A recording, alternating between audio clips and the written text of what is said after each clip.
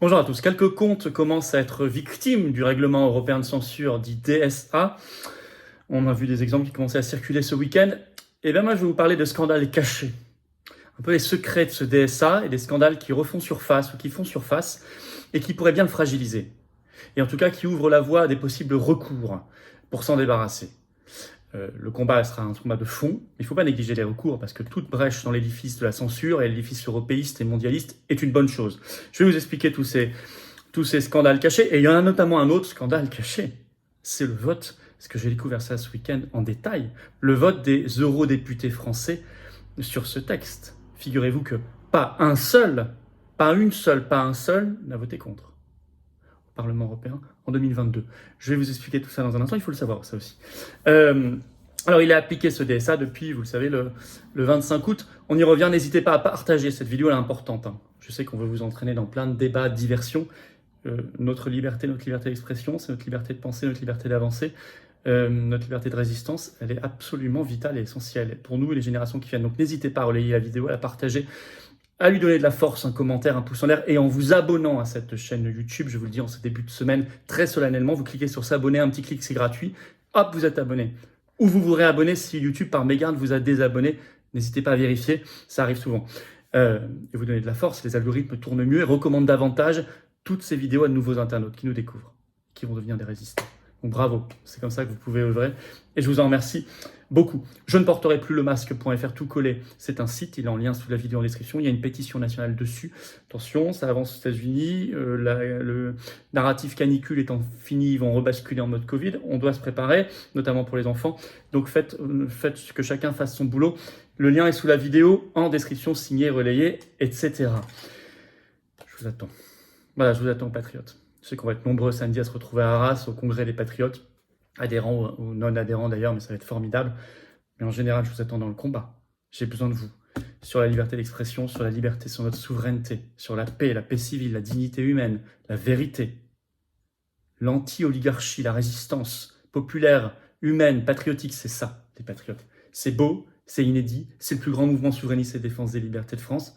Profitez-en, trouvez-y votre part, vous la trouverez. Vous serez bien accueillis comme dans une grande famille, au sens propre du terme, et vous serez mis en relation avec des gens comme vous, qui pensent comme vous, près de chez vous. C'est ça, être adhérent ou réadhérent si votre adhésion n'est plus à jour. Vous pouvez également faire un don de soutien aux patriotes, au mouvement, pour lui permettre de faire des actions, parce que nous, on n'a pas les millions d'euros de subventions publiques qui coulent sur les autres mouvements d'opposition, entre guillemets, qui ne font rien et qui ne s'opposent pas. Je ne sais pas à quoi ils servent.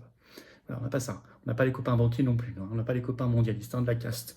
Alors, adhérez, réadhérez, je vous attends dès maintenant. Pour nous, les générations qui viennent, dès maintenant. Remettez pas à demain. Là, c'est un début de semaine, c'est un bon moment pour le faire. Adhérez, réadhérez, c'est le premier lien sous la vidéo en description, c'est le même. C'est un lien également commentaire épinglé, une petite fiche maintenant sur l'écran, et dans la dernière seconde de la vidéo, le lien apparaîtra sur l'écran. Faire un don de soutien aux patriotes, c'est le deuxième lien sous la vidéo en description, c'est tout simple. Tout ça, c'est défiscalisé aux 2/3 pour vous. C'est-à-dire que si vous mettez 50, en fait, ça vous coûte un peu moins de 17 après impôt. 50 euros, 17 euros. 3000, ça vous coûte 1000.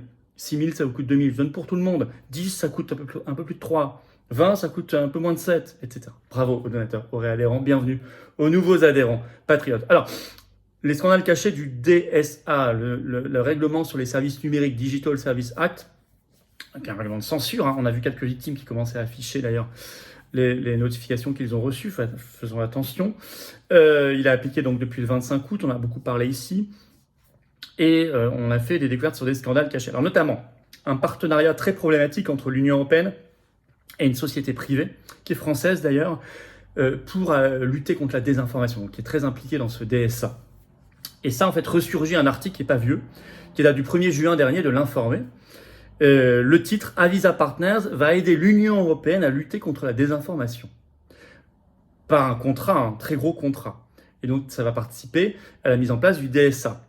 Alors, je vais vous lire un extrait pour que vous compreniez le contexte de cet article. Voilà. Le cabinet français d'intelligence économique vient de remporter un important marché pour promouvoir la stratégie diplomatique de Bruxelles.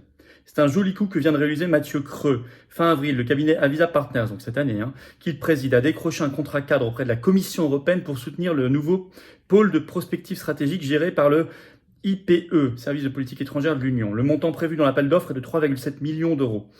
Mais selon nos informations, il s'agit d'un accord dit à bon de commande. Concrètement, l'entreprise devra nourrir la perspective et l'analyse de l'Union européenne concernant le multilatéralisme, la bataille des récits, la paix, la sécurité, la défense, la désinformation et le terrorisme. Mais aussi, dans un jargon tout communautaire, faciliter la promotion des intérêts et des valeurs de l'Union européenne, ainsi que la promotion des intérêts offensifs de l'Union européenne dans le monde entier, principalement dans les pays du G20 et les partenaires stratégiques. Au programme, entre 10 et 20 études par an sur des thèmes tels que le rôle des femmes dans la lutte contre la radicalisation ou l'influence de la désinformation dans les processus électoraux. Bon. Or, beaucoup d'articles de presse sont sortis les mois précédents sur cette société Avisa Partners, notamment sur ses relations dites compliquées avec l'État français. Je ne fais que citer les articles de presse qui sont en ligne. En effet, Mediapart a sorti toute une enquête le 17 octobre 2022, le titre Avisa Partners, cette société française qui inquiète les services secrets. Et c'est avec elle que l'Union européenne va lutter contre la désinformation dans le DSA. Je cite, un géant de l'intelligence économique et de l'e-réputation depuis plusieurs années dans le viseur des deux principaux services de renseignement français, la DGSE et la DGSI. Déjà visé, je cite toujours, depuis plusieurs mois par de nombreuses révélations de presse. Je vais vous citer un extrait de Mediapart, 2 extraits même. En attendant, ces activités valent à Avisa Partners être visées depuis plusieurs mois par de nombreuses révélations de presse concernant certaines de ces pratiques. Création de faux comptes, rédaction de tribunes sous des identités fabriquées, infiltration massive de forums en ligne, dont le club de Mediapart, publication d'informations manipulées, etc. La société a répondu en poursuivant devant les tribunaux la quasi-totalité des organes de presse qui ont écrit sur elle, ce qui a provoqué l'inquiétude de la Fédération européenne des journalistes, qui voit dans cette procédure une tentative d'intimider et de réduire au silence les médias concernés. Voilà ce qu'on apprend dans la presse. En faisant ça, à mon avis d'ailleurs, ils font une publicité négative énorme. C'est l'effet Streisand, je ne sais pas pourquoi ils font ça. Encore en 2023, tout le monde sait que c'est complètement idiot. Et je cite toujours, en somme, les services secrets français craignent qu'un groupe privé ultra puissant, mu prioritairement par la recherche du profit, puisse interférer dans le grand jeu du renseignement étatique, voire joue contre les intérêts français selon les circonstances et les clients. Voilà ce qui est écrit dans Mediapart. Je cite toujours, en janvier 2020, DGSE et DGSI ont rédigé une note d'alerte à destination de leur tutelle gouvernementale. Et par ailleurs, je cite toujours, ils mèneraient des actions en faveur d'intérêts chinois dans le monde économique. Vous avez aussi un autre article de presse, arrêt sur image, toujours en ligne, du 28 juillet 2022. Le titre, je cite le titre, Avisa : faux articles, faux médias, vraies opérations d'influence. Ça la fout mal quand même quand on dit lutter contre la désinformation au niveau de l'Union européenne. Bon. Ça va fout mal aussi avec tous ces procès, alors qu'on a cesse de dire on respecte la liberté de la presse, etc. Ces articles sont en ligne, etc. Donc voilà. Donc voilà là, un premier scandale caché. Mais deuxième chose, et si l'Union européenne, autre chose, avec son DSA, se prenait les pieds dans son propre tapis, un texte, un règlement qui ne serait pas conforme à ses propres textes. Je vous explique. Le 25 août, jour donc de mise en place du DSA. Il y a eu un tweet de la présidente de la Commission européenne, Ursula von der Leyen, pour s'en réjouir, que je trouve très gonflé. Je vais vous lire son tweet. Il est sur son compte Twitter, son compte X. Je cite. « Nous apportons nos valeurs européennes dans le monde numérique, avec des règles strictes en matière de transparence et de responsabilité. Notre loi sur les services numériques vise à protéger nos enfants, nos sociétés et nos démocraties. Dès aujourd'hui, les très grandes plateformes en ligne doivent appliquer la nouvelle loi. » Donc dedans, elle parle bien explicitement de transparence et de responsabilité.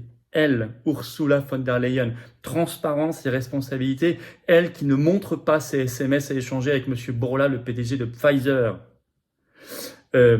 Transparence et responsabilité. Mais au-delà de ça, une note de contexte, ce qu'on peut faire maintenant sur X, sur Twitter, a été collée, et il est toujours, vous pourrez aller la lire, à son tweet, précisant ceci. Écoutez bien, le DSA est potentiellement en conflit direct avec l'article 11 de la Charte européenne des droits fondamentaux sur la liberté d'expression et d'information. Et ils mettent un lien vers cet article. Ils ajoutent dans cette note de contexte, des propos pourraient être supprimés en un instant par des géants des réseaux sociaux pour éviter des amendes, ça on l'a expliqué, mais ça pourrait prendre des années pour les remettre.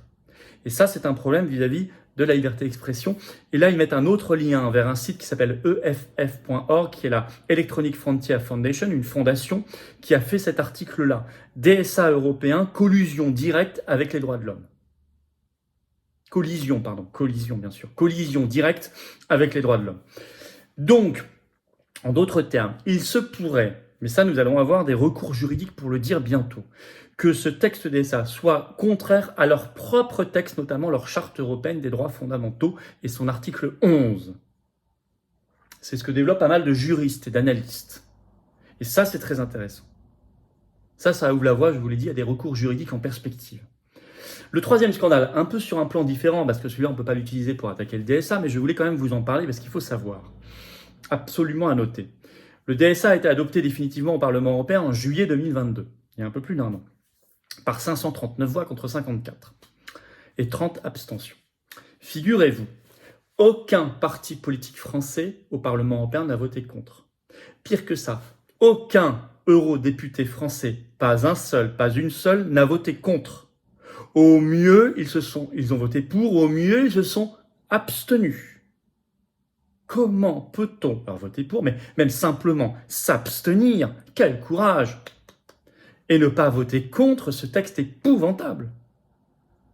Et parler ensuite de liberté ou de liberté d'expression, mais c'est une blague. Je voulais quand même que vous le sachiez, parce qu'on ne l'avions jamais dit sur cette chaîne, et je ne pensais pas que c'était à ce niveau-là. Je vous le dis clairement, je ne pensais pas que c'était à ce niveau-là. Et ben voilà, maintenant vous le savez.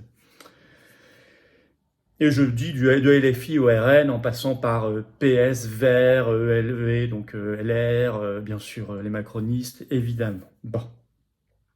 En conclusion, d'où l'intérêt, quand on voit ces votes, pour finir, d'une vraie résistance totale. Des recours juridiques vont s'organiser. Il faut faire savoir l'affaire du partenariat avec Avisa Partners et ses enquêtes de presse. Il faut juste relayer les articles, vous avez le droit. Voilà. Je ne préjuge pas de la culpabilité ou pas de cette société, je n'en sais strictement rien. Je lis les révélations de presse, de journalistes sérieux qui ont enquêté. Et il faut surtout se battre sur le fond, chaque jour, pour notre liberté d'expression qui est précieuse, qui est sacrée. Il faut se débarrasser du DSA. Mais je vais vous dire, c'est en se débarrassant de l'Union européenne par le Frexit qu'on y arrivera le mieux et qu'on pourra retrouver, préserver notre liberté d'expression. C'est un combat essentiel pour nous. Alors partagez si vous voulez bien cette vidéo, partagez-la en lui donnant de la force, en vous abonnant à la chaîne si ça n'est pas encore fait. Vous cliquez sur s'abonner en dessous, c'est un clic, c'est gratuit, ça aide tellement sa meilleure diffusion plutôt que pas être abonné. Donc grand merci à vous. Venez vous battre pour la liberté d'expression, patriotes. Je vous attends. Cette carte orange vous attend. C'est un combat de résistance, c'est un combat de transcendance, ça nous dépasse, ça nous transcende. C'est la vérité, c'est la liberté avec un L majuscule, c'est le beau avec un B majuscule, c'est la France libre, éternelle, belle et rebelle, je le dis souvent mais c'est tellement vrai. C'est l'humanité vraiment humaine. C'est nous, nos enfants, nos petits-enfants. Ce sont ça nos combats. C'est ça nos combats, ce sont ça nos valeurs. Je vous attends, maintenant. Pas la semaine prochaine, ni le mois prochain, ni en 2024, maintenant. J'ai besoin de vous. Vous pouvez adhérer ou reprendre votre adhésion annuelle, c'est le premier lien sous la vidéo en description. Ce lien est également en commentaire épinglé, dans quelques secondes il apparaît sur votre écran. Choisissez. Vous pouvez faire un don de soutien au mouvement, c'est le deuxième lien sous la vidéo en description, lui permettant de financer ses élections fortes, avec son coup de poing, manif, congrès, élections européennes l'an prochain, mais aussi tous les jours, affiches, tracts et tout. Chaque euro en plus, ce sont plus d'affiches et de tracts. Bravo. Tout ça, c'est défiscalisé aux 2/3 pour vous. En plus des avantages personnalisés qu'on ajoute, allez voir sur notre site pour certains dons, adhésion. Ça vaut le coup. Mais les défiscalisations aux 2/3 valent le coup. Si vous mettez 60, ça vous coûte 20. Si vous mettez 300, ça vous coûte 100, etc. Bravo aux donateurs, aux réadhérents, bienvenue aux nouveaux adhérents. Patriotes, vive la France.